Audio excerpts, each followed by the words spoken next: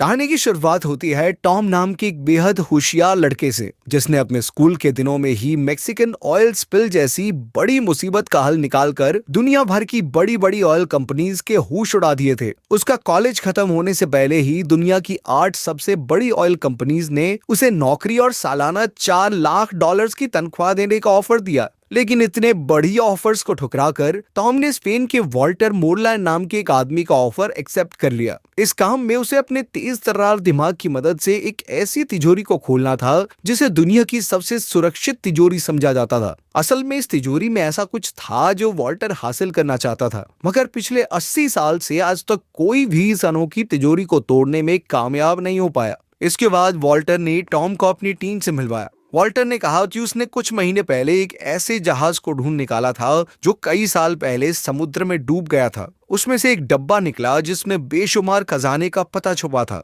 मगर जल्द ही स्पेनिश सरकार को इस बारे में पता चल गया और उन्होंने वॉल्टर की ढूंढी हुई सारी चीजों को जब्त करके एक स्पेनिश बैंक की तिजोरी में बंद कर दिया। खैर फिर टॉम वॉल्टर की बेटी लोरेन से मिला, जो अपने मिशन के लिए कोई भी भेज बदलने में माहिर थी। उसके अलावा उनकी टीम में क्लाउस था, जो कि एक जबरदस्त हैकर था। जेम्स वॉल्टर का खास आदमी था, जो पहले एक फौजी हुआ करता था और अब वो एक जबरदस्त फाइटर था। साइमन उनकी टीम के लिए हर जरूरत का सामान लाता था। जब तक उसे पैसे मिले वो वॉल्टर को दुनिया की कोई भी चीज लाकर दे सकता था। खैर आज टॉम का पहला दिन था और टीम को बैंक का सिस्टम हैक करने में मुश्किल हो रही थी। उन्हें एक कोड भरने की जरूरत थी, मगर उन्हें कोई आइडिया नहीं था कि आखिर ये कोड क्या हो सकता है। तब टॉम ने आइडिया दिया कि उन्हें बैंक के किसी क्लाइंट से बैंक का ऑटोमेटेड वॉइस मेल बनकर बात करनी चाहिए और इस तरीके से उन्हें वो कोड मिल सकता है। आखिरकार टॉम की तरकीब काम कर गई और उन्हें आसानी से कोड मिल गया। सबने टॉम को शाबाशी दी और टॉम अपने नए घर में पहुंचा। फिर अगले दिन से टॉम बाकी की टीम के साथ बैंक ऑफ स्पेन के नक्शे को समझने लगा।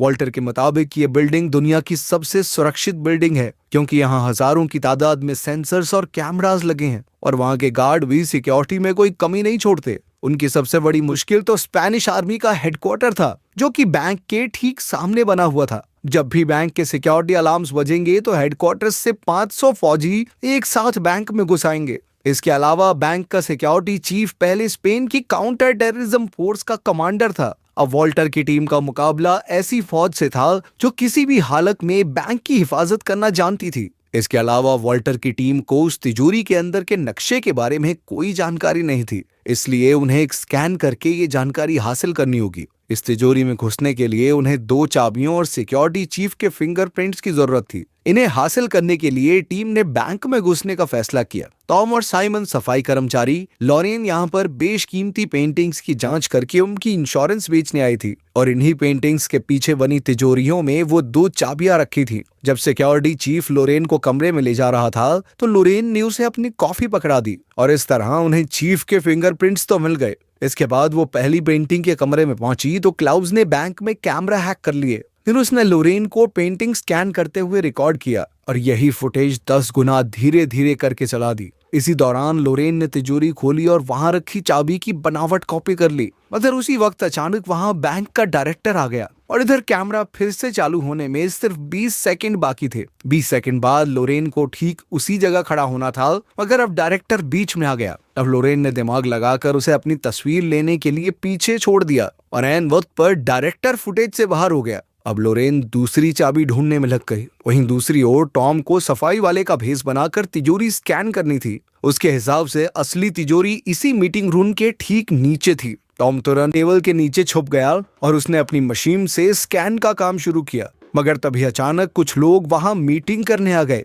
अब टॉम टेबल के नीचे फंस चुका था और अचानक उसकी स्कैनिंग मशीन भी खराब हो गई। खैर कुछ देर छेड़छाड़ के बाद टॉम ने मशीन चालू कर दी और स्कैन पूरा हुआ, मगर उसी पल एक अलार्म एक्टिवेट हो गया और सिक्योरिटी चीफ ने पूरे बैंक को बंद कर दिया। तभी सामने से फौजी बैंक के लिए निकले। इधर लोरेन ने दूसरी चाबी का डुप्लीकेट बनाया ही था कि बैंक का डायरेक्टर उसे लेने आ गया। इस हड़बड़ी में वो असली चाबी को वापस रखना भूल ही गई। आखिरकार टीम ने फैसला किया कि लोरेन ये चाबी टॉम को देगी और टॉम चाबी को वापस तिजोरी में रखेगा। चाबी लेकर टॉम तीसरे माले पर गया और उसने चाबी रखकर तिजोरी बंद कर दी। तभी अचानक उसे पता चला कि एक गार्ड उस कमरे में आ रही है। फिर टॉम दिमाग लगाकर जानबूझकर पकड़ा गया और उसने नाटक किया कि ईयरफोन्स के कारण उसे सिक्योरिटी अलार्म सुनाई नहीं दिए। ये सुनकर गार्ड ने उसे जाने दिया और आखिरकार उनका मिशन पूरा हुआ। इसके बाद टॉम ने मशीन से मिला हुआ स्कैन निकाल कर देखा तो पता चला कि तिजोरी के नक्शे में ऐसी जगह थी जो ढंग से दिखाई नहीं दे रही थी।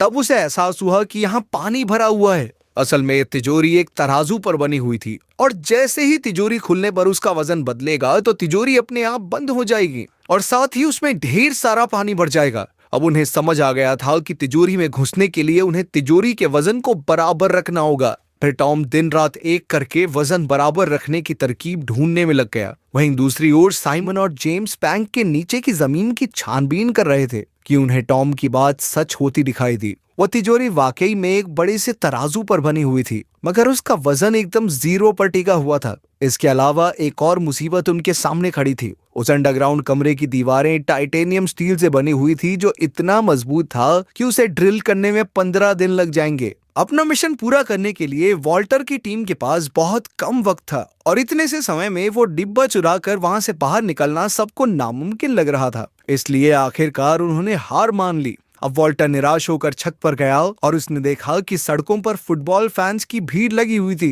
तभी उसकी नजर बैंक के कैमरास पर गई तो उसे एहसास हुआ कि वर्ल्ड कप फाइनल्स के सभी कैमरास भीड़ की तरफ होंगे और तभी उनके दिमाग की बत्ती जली। फिर उसने अपने साथियों को इसका नमूना पेश किया। फिर उसने ग्लास हटाकर तराजू पर लिक्विड नाइट्रोजन छिड़क दी और फिर दोबारा ग्लास रखा, मगर इस बार वजन नहीं बदला क्योंकि तराजू जम चुका था। टॉम ने कहा कि बिल्कुल इसी तरह वो तिजोरी के नीचे वाले तराजू को जमा सकते हैं, मगर इसके लिए बहुत ज्यादा लिक्विड नाइट्रोजन लगेगी। खैर, फिर स्पेन और नीदरलैंड के फुटबॉल मैच वाले दिन उन्होंने अपने प्लान को अंजाम देने का फैसला किया। उनके पास मिशन पूरा करने के लिए सिर्फ 105 मिनट का समय था। सबसे पहले वो जिप लाइन के जरिए बैंक की छत पर पहुंचे और एक कांच की खिड़की खोलकर नीचे घुस गए। इसके बाद वो 100 मीटर की पाइपिंग वाले रास्ते से तिजोरी वाले कमरे के बाहर पहुंच गए। यहाँ से वो एक सीढ़ी डालकर आगे बढ़े और आखिरकार वो तिजोरी के सामने थे। फिर क्लाउस ने अपनी हैकिंग का कमाल दिखाया और इधर टीम ने अपनी बनाई हुई 2 चाबियां और फिंगरप्रिंट की मदद से तिजोरी ही खोल दी। वहीं दूसरी ओर साइमन ने जमीन के नीचे बने तराजू पर लिक्विड नाइट्रोजन छिड़क कर उसे जमाने का काम शुरू किया। जल्द ही इस रिएक्शन की वजह से तिजोरी की जमीन भी जमने लगी।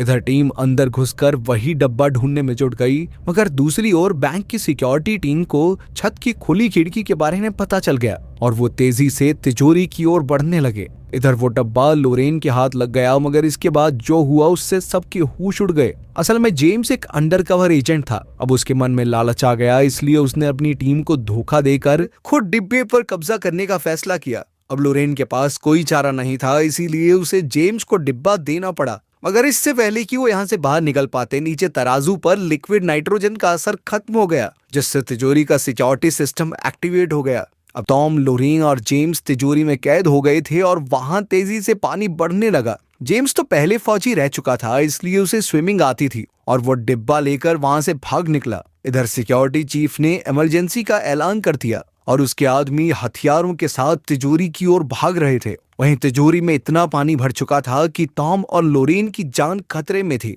क्योंकि वो कभी भी डूब सकते थे। अब उनके पास कोई चारा नहीं था, तो ऐन वक्त पर टॉम के दिमाग की बत्ती जली और उसने साइमन को तराजू पर और भार डालने को कहा, ताकि पूरी मशीनरी को लगे कि तिजोरी पूरी तरह से पानी से भर चुकी है। साइमन ने फटाफट सारे नाइट्रोजन टैंक्स तराजू में रख दिए, पर वो भी काफी नहीं थे। आखिरकार उसने अपना रेडियो भी ऊपर रख दिया और इतने से भार से तराजू का वजन बढ़ गया। अचानक सिस्टम के मुताबिक तिजोरी का पानी बाहर निकलने लगा। इधर फौज तिजोरी में घुसकर चोरों को रंगे हाथों पकड़ने ही वाली थी, मगर जैसे ही उन्होंने दरवाजा खोला तो उनके होश उड़ गए, क्योंकि तिजोरी में कोई भी मौजूद नहीं था। असल में टॉम और लोरेन ड्रेन पाइप्स के जरिए भागकर बैंक के ऊपर वाले मालों में पहुंच गए। इधर फौज और गार्ड्स हाथ धोकर उसके पीछे पड़े हुए थे कि अचानक लोरेन को याद आया कि जिस कमरे में वो पेंटिंग स्कैन करने गई थी, डायरेक्टर उसकी खिड़की हमेशा खुली रखता था। अब वो दोनों बिना समय गवाए खिड़की से नीचे कूद गए, जहां हजारों फैंस की भीड़ लगी हुई थी। उन्होंने तुरंत अपनी जैकेट्स उतारी और भीड़ में खो गए। इधर उनका पीछा करते हुए फौजी भी काफी करीब आ गए और अब वो पकड़े जाने वाले थे। आखिरकार वो खुद को पुलिस के हवाले करने को तैयार हो गए, पर उसी पल स्पेन मैच जीत गया और सारे फैंस खुशी से पागल हो गए। इतनी भीड़ में फौजी टॉम और लोरेन का पीछा नहीं कर पाए और आखिरकार वो दोनों बच निकले। फिर कुछ दिन बाद जेम्स ने वो चुराया हुआ डिब्बा अपने बॉस को दिया और जब उन्होंने खजाने का पता निकाला तो उसमें आईफिल टावर की लोकेशन थी। तब उन्हें याद हुआ कि सिक्योरिटी लोकेशन नहीं है और वॉल्टर की टीम ने उन्हें चकमा दे दिया था। आखिर में खुलासा होता है कि टॉम और लोरेन ने असली डिब्बा नकली डिब्बे से बदल दिया, जिस वजह से जेम्स ने नकली डिब्बा चुरा लिया। अब वॉल्टर की टीम एक रिजॉर्ट में मजे ले रही थी कि उन्होंने डब्बे से असली खजाने की लोकेशन ढूंढी। तब उन्हें पता चला कि यह खजाना बैंक ऑफ इंग्लैंड में छुपा हुआ है। इसके बाद उनकी टीम एक और नए मिशन के लिए तैयार हो गई।